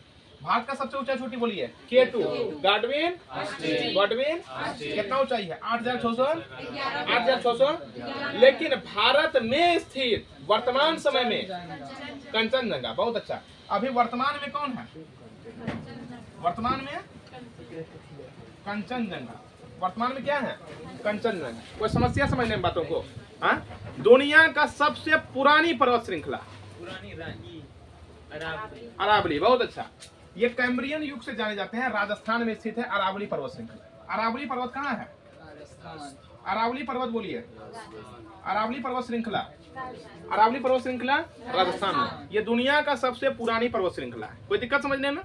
दुनिया का सबसे पुरानी पर्वत श्रृंखला अरावली, दुनिया का सबसे पुरानी पर्वत श्रृंखला अरावली। दुनिया का सबसे लंबी पर्वत श्रृंखला लंबी चिली में स्थित अर्जेंटीना में एंडीज पर्वत। कौन सा पर्वत? 7,000 किलोमीटर। एंडीज कितना किलोमीटर है, एंडीज कितना किलोमीटर है, 7,000 किलोमीटर। कहाँ है ये है अर्जेंटीना में, अर्जेंटीना में। ठीक है, अर्जेंटीना कहाँ पड़ता है, तो दक्षिणी अमेरिका में। कहाँ पड़ता है, दक्षिणी अमेरिका में। कोई समझने में प्रॉब्लम है? नहीं। तो इसका एक फोटो लेकर के मिटाइए। तो अभी हम लोग पर्वत के बारे में और बताते हैं डिटेल में। तो हिमालय के बारे में समझ गए ना। देखिए, हिमालय को जो है ना विभाजन भी किया है। हिमालय को अगर बात करें तो सर सिडनी बोराड ने इसको विभाजन किया। किसने किया? Sir Sidney Burrard. Sir Sidney Burrard जो है एक भौगोलिकवेत्ता है, इन्होंने क्या किया है, हिमालय को विभाजन, हिमालय को क्या किया, विभाजन कर दिया। ठीक है, हिमालय का विभाजन किया है। वो किस प्रकार से किया है, देखिए थोड़ा सा समझिए बातों को। ये है इधर से जो निकलता है यहाँ मानसरोवर से, कौन सी नदी, सिंधु नदी है कि नहीं। इधर से एक है सतलज नदी, सिंधु और सिंधु है, सतलज है, सिंधु है, सतलज है। और नेपाल से बह करके जाता है काली नदी। कौन सा नदी, सिंधु सतलज काली। इधर है सिक्किम से सटा हुआ तिस्ता नदी। कौन सा नदी, सिंधु सतलज काली तिस्ता। और एक जो है ब्रह्मपुत्र है, ब्रह्मपुत्र को हम लोग दिहांग नदी भी कहते हैं। कौन सा नदी, दिहांग नदी। सिंधु सतलज काली तिस्ता, सिंधु सतलज काली तिस्ता। कोई दिक्कत समझने में? अब देखिए, सिंधु और सतलज के बीच में जो है, सिंधु और सतलज के बीच में यहाँ पे है पंजाब हिमालय। कौन सा हिमालय है, पंजाब हिमालय। ये केसर के लिए जाने जाते हैं। सिंधु और सतलज के बीच में कौन सा हिमालय है, सिंधु और सतलज के बीच में है। क्वेश्चन में पूछा गया है कि पंजाब हिमालय का जो क्षेत्र है किस नदी से होकर के किस नदी तक है, तो सिंधु नदी से, सिंधु नदी से। ठीक है, अब देखिए सतलज और काली के बीच में, सतलज और काली के बीच में है कुमायूं हिमालय। कौन सा हिमालय, कुमायूं हिमालय। सतलज और काली के बीच में कुमायूं हिमालय।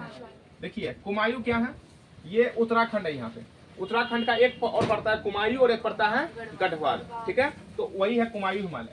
काली और तिस्ता की अगर बात करें तो यहाँ पे नेपाल है, इसलिए इसको कहते हैं नेपाल हिमालय। कौन सा हिमालय, नेपाल हिमालय। और तिस्ता और दिहांग के बीच में असम हिमालय। कौन सा हिमालय, असम हिमालय।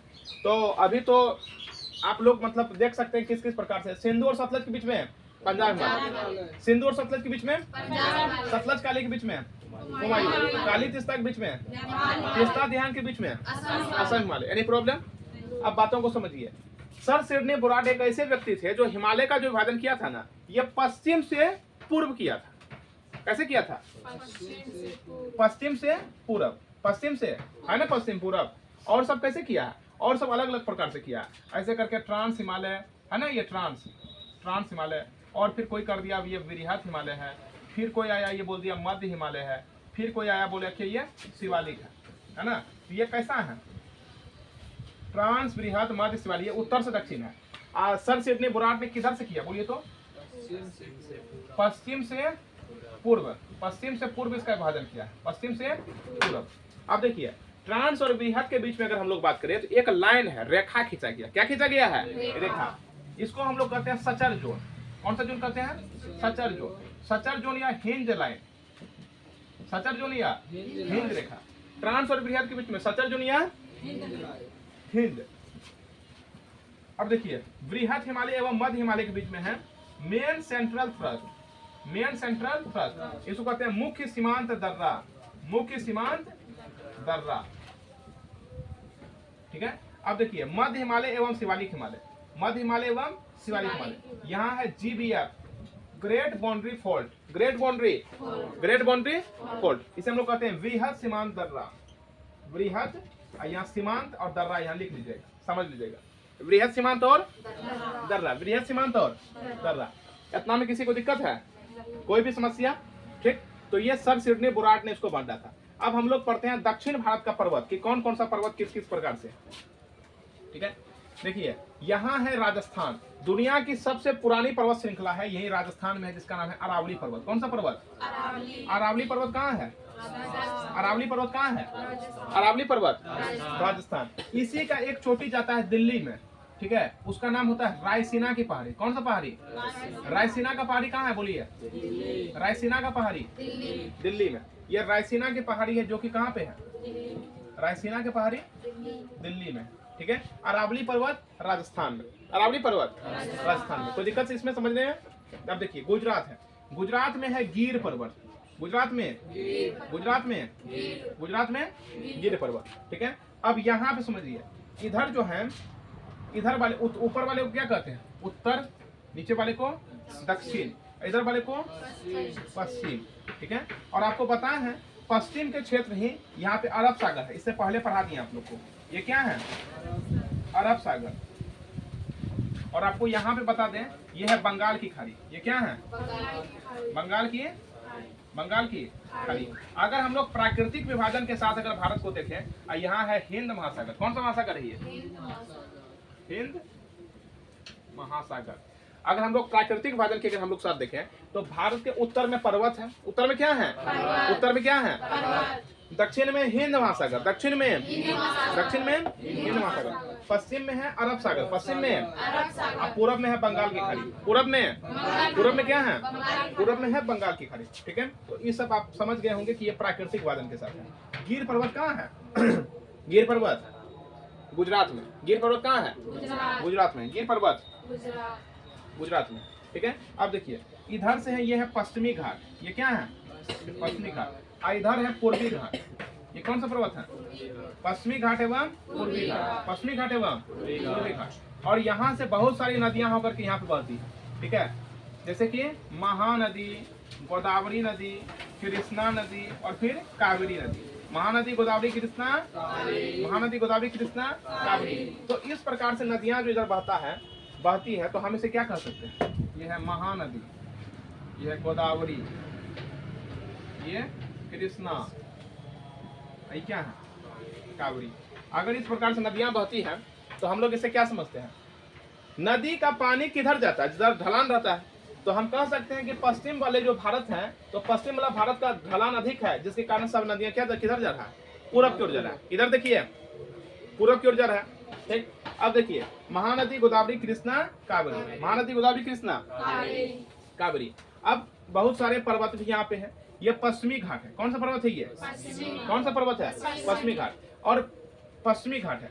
पश्चिमी घाट की अगर हम लोग सबसे ऊंचा चोटी की बात करें तो यहाँ है महाबलेश्वर या कलसूबाई। महाबलेश्वर या कलसूबाई बोलिए। पश्चिमी घाट का सबसे ऊंची चोटी या दक्षिण भारत को हम यहाँ पे बना रहे हैं, ये है पश्चिमी घाट, है कि नहीं? पश्चिमी घाट, पश्चिमी घाट।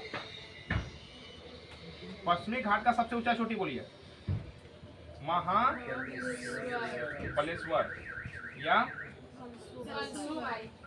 महाबलेश्वर या कलसूबाई। कितना किलोमीटर है ये? सॉरी, कितना मीटर ऊंचा है ये? 1646 मीटर। 1646 मीटर। महाबलेश्वर एवं कलसूबाई, महाबलेश्वर एवं कलसूबाई। ये है पूर्वी घाट। कौन सा घाट है ये? पूर्वी घाट। पूर्वी घाट का सबसे ऊंची चोटी है महेंद्रगिरी। महेंद्रगिरी कितना ऊंचाई है इसका? 1501 मीटर। कितना? 1501 मीटर। बहुत अच्छा, ये ऊंचा है। ये क्या है? 1501 मीटर। ये क्या है? महेंद्रगिरी ऊंचाई पे। कहाँ पे है? ऊंचाई पे। ठीक है, तो ये पश्चिमी घाट हो गया। ये क्या हो गया? ये हो गया पूर्वी घाट पर्वत। कौन सा पर्वत? पूर्वी घाट। ठीक है, अब देखिए पश्चिमी घाट एवं पूर्वी घाट जहाँ पे मिलता है हम उसको कहते हैं नीलगिरी। क्या कहते हैं? नीलगिरी। पश्चिमी घाट एवं पूर्वी घाट जहाँ मिलता है उसे क्या कहते हैं? नीलगिरी। और नीलगिरी का सबसे ऊंचा चोटी है दोदा पे। नीलगिरी का सबसे ऊंचा चोटी दोदा। नाम भी अजीब अजीब रखा गया। ठीक है, कोई नंगा पर्वत रखा हुआ है पाकिस्तान में, कोई बेटा रखा हुआ है, अब कोई अलग अलग प्रयास रख सकता है। अब क्या होता है नीलगिरी की अगर हम नीचे में बात करें तो यहाँ पे है अन्नामलाई। क्या है ये? अन्नामलाई। अन्नामलाई का सबसे ऊंची चोटी है अनाई मोटी, अन्नामलाई का। और यहाँ है कार्डमम की पहाड़ी, कार्डमम का, हाँ इसको इलायची की पहाड़ी भी कहते हैं। ये है अन्नामलाई। क्या है ये? अन्नामलाई। अन्नामलाई की सबसे ऊंची चोटी अनाई मोटी। आई क्या है? ये है कार्डमम। सबसे दक्षिणतम बोलिए कार्डमम। सबसे दक्षिणतम पर्वत कार्डमम। सबसे दक्षिण भारत का सबसे ऊंचा चोटी, ऊंचा पर्वत कौन सा है? नीलगिरी का दोदा बेटा। पश्चिमी घाट का महाबलेश्वर एवं कलतुबाई। अब पूर्वी घाट का महेंद्रगिरी। पूर्वी घाट का, पूर्वी घाट का। अब देखिए भारत के बीचों बीच में, ये भारत के बीचों बीच में एक पर्वत है जिसका नाम है विंध्याचल पर्वत। कौन सा पर्वत? विंध्याचल पर्वत। अब उसके नीचे है सतपुरा। विंध्याचल के नीचे, विंध्याचल के नीचे सतपुरा। इसके नीचे अजंता है। इसके नीचे क्या है? विंध्याचल, सतपुरा, विंध्याचल, सतपुरा, अजंता। और इस साइड में है मैकाल पर्वत। कौन सा पर्वत है ये? विंध्याचल, सतपुरा, अजंता, मैकाल। विंध्याचल, सतपुरा, अजंता, मैकाल। नर्मदा नदी ऐसे करके आती है, नर्मदा एवं ताप्ती, नर्मदा एवं। और अजंता एकमात्र ऐसा पर्वत है जो महाराष्ट्र में है और महाराष्ट्र में ही खत्म हो जाता है। अजंता और सॉरी नर्मदा एवं ताप्ती नदी किधर से आता है? विंध्याचल होकर के। ठीक है। अब देखिए विंध्याचल है, सतपुरा। सतपुरा की सबसे ऊंची चोटी है धूपगढ़। सतपुरा की सबसे ऊंची चोटी, सतपुरा की सबसे ऊंची चोटी धूपगढ़। मैकाल की अमरकंटक। मैकाल की बोलिए, मैकाल की सबसे ऊंची चोटी अमरकंटक है। मैकाल की सबसे ऊंची चोटी बोलिए अजंता। सतपुरा की सबसे ऊंची चोटी धूपगढ़। और यहाँ मैकाल की अमरकंटक। मैकाल का कौन सा चोटी है? अमरकंटक किसका है? अमरकंटक किसका चोटी है? ये मैकाल का है। किसका है? मैकाल का है। और भी बहुत सारा है। अगर हम लोग बात करें बिहार में, तो बिहार में है सोमेश्वर की पहाड़ी। बिहार में बोलिए, बिहार में दक्षिण बिहार में है सोमेश्वर की पहाड़ी। अगर हम लोग झारखंड में बात करें, झारखंड में तो राजमहल एवं राजघाट की पहाड़ी। राजमहल एवं राजमहल एवं राजघाट की पहाड़ी। राजमहल एवं राजघाट की पहाड़ी। अगर हम लोग बात करें ये अरावली की सबसे ऊंची चोटी, तो यहाँ पे हम आपको पढ़ाए हैं अरावली की सबसे ऊंची चोटी कौन सा है? माउंट आबू। कहाँ ध्यान रहता है आप लोग का? माउंट आबू। अरावली का सबसे ऊंची चोटी माउंट आबू। यहीं पे दिलवारा का जैन मंदिर है। दिलवारा का बहुत ही प्रसिद्ध है, दिलवारा का जैन मंदिर है ना। किसने बनाया था? पढ़ाया हिस्ट्री में? इन लोग को लगता है बांध करके मारे। वस्तुपाल एवं तेजपाल। वस्तुपाल एवं वस्तुपाल एवं बताइए, यही हो रहा है तैयारी आप लोग का।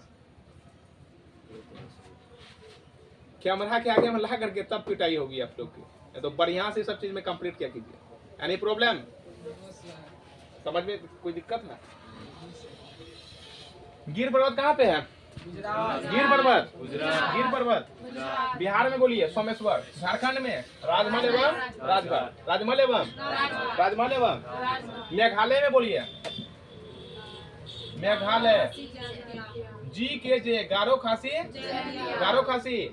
असम में बोलिए, असम में, असम में है मिकिर। असम में, असम में, असम में। चलिए अरुणाचल प्रदेश में बोलिए, अरुणाचल प्रदेश में डाफला मेरी अबीर मिसमी पटकाई बूम। डाफला मेरी अबीर मिसमी, डाफला मेरी अबीर मिसमी पटकाई बूम। ठीक है। मेघालय बता दिए। विंध्याचल पर्वत कहाँ पे है? विंध्याचल पर्वत मध्य प्रदेश में। विंध्याचल पर्वत, विंध्याचल पर्वत, विंध्याचल पर्वत मध्य प्रदेश में। तो कोई दिक्कत है पर्वत में? पर्वत श्रृंखला में किसी को दिक्कत है? केटू कहाँ पे है? अरे भारत में समझे किसका चोटी है केटू? काराकोरम का। केटू है, K4 है, जैसे गार्डविन आस्टीन और गैसर ग्रुम कहते हैं। यहाँ पे बहुत सारे ग्लेशियर भी पाए जाते हैं जम्मू कश्मीर में, जैसे Siachen glacier, Hispar glacier, Baltoro glacier, Biafo glacier, है कि नहीं। और ऊपर जाइएगा तो यहाँ आपको घाटी मिलेगा, सक्सक्राम घाटी मिलेगा, पेंगसो झील मिलेगा जहाँ 3 इडियट्स की शूटिंग हुई थी। ठीक है। तो बहुत सारे क्षेत्र हैं। पढ़ाई जो करते हैं तो पढ़ाई करने का एक दिशा निर्देश होता है, कंबाइंड रूप से कीजिए कि एक बार उसको पढ़ लिया तो भूलेंगे नहीं, रटना नहीं है, कॉन्सेप्ट को समझना है। बहुत सारे स्टूडेंट्स हैं जो कि साइंस बैकग्राउंड से है तो उसको हिस्ट्री समझ में नहीं आता है, और कोई साइंस से पढ़ा है तो उसको हिस्ट्री समझ में नहीं आता है। और कोई आर्ट्स से पढ़ा हुआ है तो वो भी उसको आर्ट्स समझ में नहीं आ रहा है। क्यों? क्योंकि जनरल कंपटीशन का आर्ट्स अलग होता है। ऐसा नहीं होता है कि किताब खोले आपको रटा दिए। कौन सा किताब है यहाँ पे? आर्ट्स मेरा आउट ऑफ माइंड जा रहा है। वही बोले ना, आर्ट्स के लिए मतलब क्या होता है कि वो हम लोग जो पढ़ते हैं अंडर 12th लेवल में, वो क्या होता है, रटन पद्धति, कि तुम्हें बाबू ये टॉप करना है। जो बच्चा टॉप कर लिया तो उसका अच्छा नंबर है, अच्छा मार्क्स है उसका, ठीक है। पेरेंट्स भी खुश, टीचर्स भी खुश, मेरे कोचिंग से टॉप किया। नहीं भाई, आप उसके पीटी पे ध्यान दीजिए, उसके व्यक्तित्व पे ध्यान दीजिए।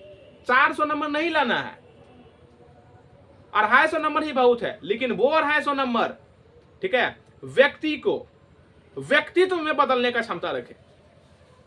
रटाइए मत उसको, उस प्रकार का कंटेंट प्रोवाइड करवाइए, उस प्रकार का मतलब उसको अपने आप के ऊपर में विश्वास दिलवाइए कि वो किसी से कम नहीं है कि नहीं। जैसे कि आप लोग यहाँ पे क्लास आते हैं तो एक चीज आप लोग के अंदर से खत्म हो गया होगा, जिसे हम लोग कहते हैं हेजिटेशन, डरना। क्यों? क्योंकि आप लोग कंपटीशन का तैयारी कर रहे हैं, ठीक है। और यहाँ पे पढ़ने से कुछ नहीं होता है, ऐसा समझ में। राजा पढ़ता नहीं है। समझदारी विकसित कीजिए अपने आप के ऊपर में। पढ़ने से क्या होता है, रटने से क्या होता है। स्टूडेंट सब जो है पटना में जो पढ़ाई करते थे हम, या अन्य कहीं भी स्थान में, ठीक है, 10 घंटा पढ़ रहा है, हमको भी डर हो जाता था, अरे छोटा ये कैसे इतना पढ़ रहा है। लेकिन जब वास्तविक स्थिति में आते थे, ठीक है, जब पढ़ाई होता था, हल्का सा उसके ऊपर प्रेशर अगर जनरेट कर देते थे, ठीक है, तो वो मतलब कि भयभीत हो जाता था। आप बता सकते हैं, जो व्यक्ति खुद हल्का फल्का पोजीशन का वो भयभीत हो सकता है, तो वो फिर इंटरव्यू में किस प्रकार का प्रदर्शन कर पाएगा, है ना। सिविल सर्विस आप लोगों से क्यों मतलब ऐसा कहा गया है कि सिविल सर्विस सभी के लिए तैयारी करना चाहिए। सिविल सर्विस हम यूपीएससी कहते हैं, समझ में आ रहा है ना, यूनियन पब्लिक सर्विस कमीशन, या सिविल सर्विस अन्य भी कोई भी स्टेट्स के लिए है। वहां पे व्यक्ति को व्यक्तित्व में बदलने का कैपेसिटी रखता है। आपका कन्वर्सेशन स्किल्स इंप्रूव कर पाएगा। आगे में एमपी हो, विधायक हो, सांसद हो, प्राइम मिनिस्टर हो, मुख्यमंत्री हो, एनी प्रॉब्लम, कोई दिक्कत ही नहीं है, ठीक है। आप नॉर्मल ट्रीट कीजिएगा जैसे एक नॉर्मल व्यक्ति से ट्रीट करते हैं। अगर आप लोग को मोची के आगे में खड़ा कर दिया जाए तो क्या वहां पे बोलने के लिए हल्का से भी डरिएगा? बोलने के लिए हल्का से भी डरिएगा, भयभीत होइएगा? दुनिया में हमें रिस्पेक्ट करना चाहिए अपने बड़ों का, ऐसा नहीं कि डरना चाहिए, चाहे कोई कितना भी पावरफुल हो। डॉक्टर अंबेडकर जी, भीमराव अंबेडकर जी का एक बहुत ही सुंदर डायलॉग है, शिक्षा वह शेरनी का दूध है जिसने पिया है, और जिसने पिएगा वो दहाड़ेगा जरूर, ठीक है। तो इसका मतलब ये नहीं हुआ कि वो जहां तहां लड़ने लग जाएगा, नहीं। शिक्षा आपके असमानताओं को खत्म करता है। शिक्षा आपके अनेक बुराइयों को, अनेक कुरीतियों को खत्म करता है। आपको एक समझदारी विकसित करवाता है कि आप कौन हैं, who are you and what are you doing now. आप कौन हैं और आप क्या कर रहे हैं, क्या आप इसी के लिए जन्म हुए थे। अभी आप लोग देख रहे होंगे भारत में किस प्रकार का हो रहा है, शिक्षा व्यवस्था की उस प्रकार से रहा नहीं। वोट इलेक्शन जब होता है तो फिर नेता मंत्री का मतलब ध्यान आता है, बगल में ना, अलग अलग प्रकार से, ठीक है, आ रहा है। और वहां पे सिर्फ एक ही मुद्दा रहता है, धर्म या जाति। वो गाली देगा इसको, ये गाली देगा उसको, ठीक है। और फिर भी सट गया। देखिए, नेता मंत्री हमेशा एक ही होता है, ये बेवकूफ बनाता है जनता को, आप लोग को कुछ पता नहीं चलेगा, ठीक है। कोई आरजेडी है तो कोई उसको गाली दे रहा है, जेडीयू को गाली दे रहा है, जेडीयू है एलजेपी को गाली दे रहा है। बिहार की जो पार्टी है, अलग अलग प्रकार से। लेकिन इसमें से घाटा किसको है? हमारे युवाओं को, क्योंकि उसका माइंड में सेट हो जाता है, अरे यादव है पासवान को गाली दे दिया, पासवान है यादव को गाली दे दिया, मंडल है ठाकुर को गाली दे दिया, जबकि ऐसा कुछ भी नहीं है। ये सिर्फ जो मशरूम है वे एक दूसरे को लड़ाने का कार्य करता है।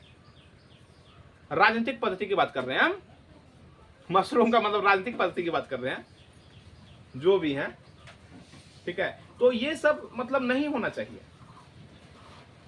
व्यक्ति को व्यक्तित्व के तौर पे उसको निखारना चाहिए, ठीक है। पहले आप समझदार बनिए, उसके बाद शासन कर सकते हैं, अन्यथा नहीं, ठीक है। इन सब छोटे छोटे बातों को रखिए। तो आज जो है, आज हम आपको संपूर्ण भारत का भूगोल का एक मास्टर वीडियो प्रोवाइड कर रहे हैं, ठीक है। तो इसका एक सीरीज आएगा, आप लोग को जितने भी यूट्यूब में देख रहे हैं 3-4 वीडियो होंगे जिसमें कि पूरा जितना भी भारत से रिलेटेड है ज्योग्राफी, इंडियन ज्योग्राफी संपूर्ण समाप्त हो जाएगा। अब नेक्स्ट टॉपिक में हम लोग मैदान के बारे में पढ़ेंगे, तटीय क्षेत्र के बारे में पढ़ेंगे, द्वीप पढ़ेंगे, बंदरगाह पढ़ेंगे, दर्रा के बारे में पढ़ेंगे, अन्य अंश क्षेत्र पढ़ेंगे, काठियावाड़ तट के बारे में पढ़ेंगे, अन्य अंश तट कौन सा है, बीच किसे कहते हैं, पुलिन किसे कहते हैं, घाट क्या होता है, दर्रा क्या होता है, घाटी क्या होता है, ठीक है। इन जितने चीज के बारे में है वो सब हम लोग नेक्स्ट वीडियो में कवर करेंगे, ठीक है, जो पार्ट 2 आएगा, ठीक है। तो फिर मिलते हैं, और अब हम आप सभी से विदा लेना चाहेंगे, लेकिन एक इंपॉर्टेंट लाइन के साथ आप लोगों को बोलेंगे, बेहतर से बेहतर बनने की कोशिश करें, बेहतर से बेहतर बनने की कोशिश करें। मिल जाए नदियां तो समंदर की तलाश करें, मिल जाए नदियां तो समंदर की तलाश करें। टूट जाते हैं शीशे अक्सर पत्थर की चोट से, पत्थर टूट जाए ऐसा शीशे तलाश करें। इसका तात्पर्य यह हुआ कि कठिन से कठिन परिश्रम में अपने आप को गिराइए मत। अरे आप लोग शिक्षित हैं, एजुकेटेड हैं, जो 12 साल तक 12th का पढ़ाई कर सकता है, 3 साल तक ग्रेजुएट कर सकता है, 1 साल कंपटीशन का क्लास कर सकता है, वो हल्का फुल्का नौकरी के चक्कर में भयभीत हो जाएगा नहीं, वो तो अपना साम्राज्य खड़ा करेगा। इतना डेडिकेशन, इतना नेतृत्व आ जाएगा, क्यों? कॉन्फिडेंस रहेगा। अपने आप में तो विश्वास कीजिए, आप सभी एक हनुमान हैं। क्या है? लड़का हो चाहे लड़की, आप लोग सब अपना शक्ति को खो चुके हैं। जिस दिन शक्ति पता चलेगा आप ही राज कीजिएगा। समझ में आई हमारी बातों को? तो फिर मिलते हैं नेक्स्ट वीडियो में, और तब तक के लिए जय हिंद।